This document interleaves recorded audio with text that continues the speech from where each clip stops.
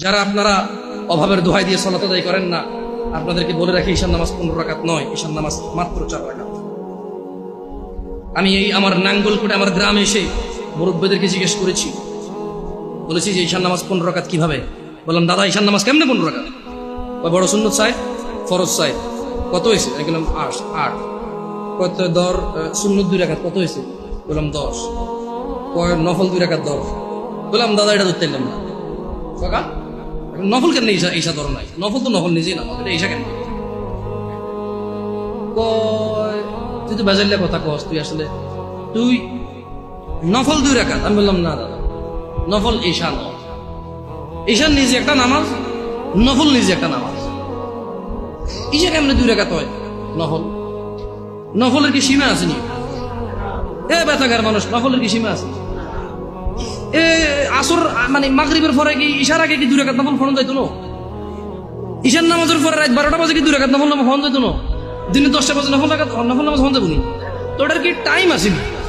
এটা নিষেধ না আছে যে মাকরু সময় ঘুরতে হইতো না।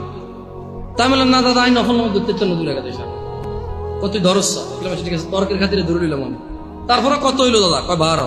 বললাম ঠিক আছে, বাকি 3 কেমন আমার কোন? আমাকে বললো যে ভিতর 3 রাকাত। আমি বললাম যে ভিতর তো নিজেই একটা নামাজ, একটুকে নফল করে আসা যাক। নফলে যদি কোনো টাইম নাই, আপনি ঈশার মধ্যে 2 রাকাত দিচ্ছেন, ঠিক আছে। মানুষ নফল পড়লে ইনশাল্লাহ কিয়ামতে যখন সে যাবে তার নামাজ ঘাটতে থাকলে আল্লাহ এই 2 রাকাত নফলকে তার ফরজে নিয়ে আসবে ইনশাআল্লাহ। ভিতরের নামাজ আল্লাহ নিয়ে যাবে, কিন্তু ভিতর তো নিজেই একটা নামাজ দাদা। এটা ঈশার নামাজের যখন কোনো মানুষ ঈশা শেষ করবে তখন তাই ওর উপরে ভিতরে স্টার্ট হবে। আচ্ছা, কোনো মানুষ ঈশা পড়ে না, ভিতর পড়বে?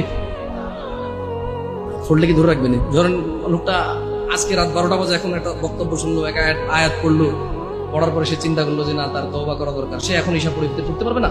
পারবে তো। কিন্তু আমি বলতে চাই বেতাকার জনসাধারণকে, ও বেতাকার জনসাধারণ, তোমরা যেই নামাজটাকে তোমরা আদায় করো না, তা তোমাদের ইসলামকে টিকিয়ে রাখার খুঁটি।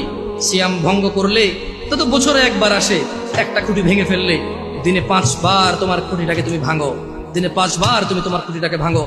তোমার ঘরের একটা পিলার না থাকলে তুমি ঘরে থাকবা না, অথচ তোমার প্রতিদিন তোমার যে স্তম্ভের উপরে তোমার ইসলাম টিকে আছে সেই স্তম্ভটাকে তুমি ভাঙো, একটু ভয় পাও না? তোমার জাহান্নামে যাওয়ার ভয় আসা উচিত। জেনে রাখো, তুমি দিনে 17 রাকাত নামাজ এবং রমজানের রোজা দিয়ে শুরু করো। রোজা রাখলেই আল্লাহ তোমার তাকওয়া বৃদ্ধি করবে। সিয়াম পালন করো, তুমি রমজান মাসের রোজা ভাঙিও না। জেনে রাখো, তুমি যদি একটা রোজা ভাঙো, একটা রোজার কাফারা লাগাতার 2 মাস রোজা, লাগাতার, মধ্যখানে বিরতি দেওয়া যাবে না। লাগাতার 2 মাস রোজা থাকলে একটার বদলে কাফারা হবে। এরপরে যথেষ্ট নয় এই কাফারা, এই 2 মাস লাগাতার রোজা থাকার পরে আল্লাহর কাছে মাপ চাইতে হবে তুমি বিনা কারণে কেন রোজাটা ভাঙলে। এরপরে কিয়ামত পর্যন্ত, বিচারের মাঠ পর্যন্ত অপেক্ষা করা লাগবে এটা জানার জন্য যে তুমি যে তওবা করেছো এই তওবা আল্লাহ কবুল করেছে কিনা। কত ভয়ানক একটা ব্যাপার না? রোজা রাখবা ইনশাআল্লাহ।